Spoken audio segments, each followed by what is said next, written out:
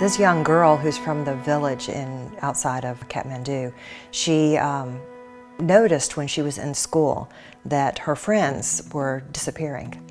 She said that she would make friends with a new girl in the school, and one day she would come to school and her friend would just be gone. And she said as a young girl she didn't really understand it. She thought maybe it was her personally, that the girl didn't want to be her friend anymore. And she said as she got older she began to realize what was happening, that her friends were being kidnapped and taken across the border. And so that's when she determined to do something to make a difference. So I'm very proud of her and her confidence as a young woman to be able to help her community and to make a difference. And now she has a staff that she has put together on this nonprofit to create an awareness program and a safe house for the children. And we're going to go in and help take over the safe house, 50 children, to take care of them so that all of the staff can have a break.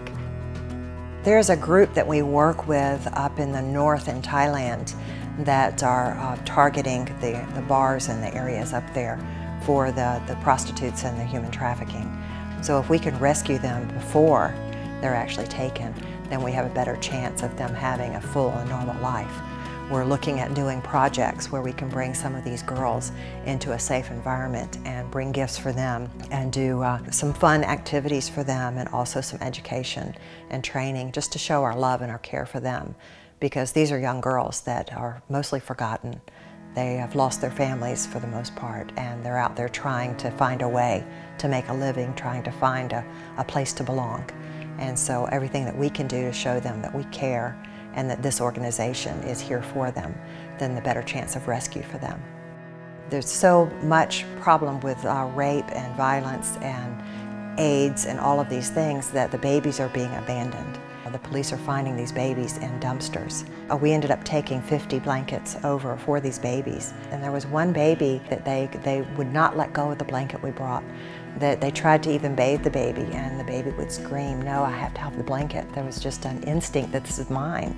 And it seems like a little thing to collect blankets and take them in, but you don't realize what that means to that child. It represents security, it represents a belonging, it represents, an ownership. And so it's the beginning of a future for that baby. And so the concept was, let's go on the edge of the squatter camp and build a facility for the preschool. Let's take care of the little ones. And it helps the moms so they can go and get a job and not have to worry about taking care of their child.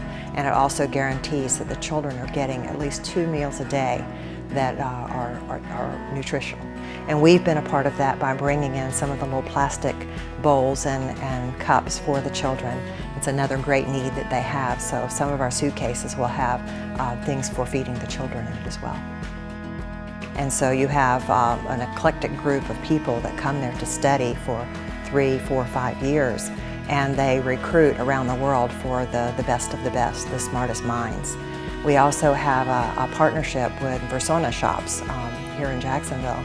It's an amazing thing to see these girls who don't have much when they open the bag and are able to shop from our suitcases and pick out brand new clothing. I believe that every minute on the trip is fun, but we also package in the trip something fun at the end so that we can have a day, whether it's to go shopping or to go ride an elephant or go on safari or go climb the Great Wall of China. And again, I think that's a reward for all the work they've done, but also it's a time to bond as a group of women to go and do something, experience a new adventure, and it solidifies those relationships so that when we come home, there's a connection there forever. I think one of the life-changing aspects of every team member is that they grow in their relationship with God, but they also see that it's the little things that make a difference, that it can be something as small as a cup of water, a plate of food, shoes for a child, a blanket for a baby. It's the simple things in life that make such an impact on people. And when you grasp that, when you capture that concept, then you're able to do it in any location with any group of people. Our opportunity to change lives together is extraordinary. Stand shoulder to shoulder with us as we transform lives around the world. Give online at actfornations.com/give or by mail. Come with us, join the team. Act now. Act for the nations.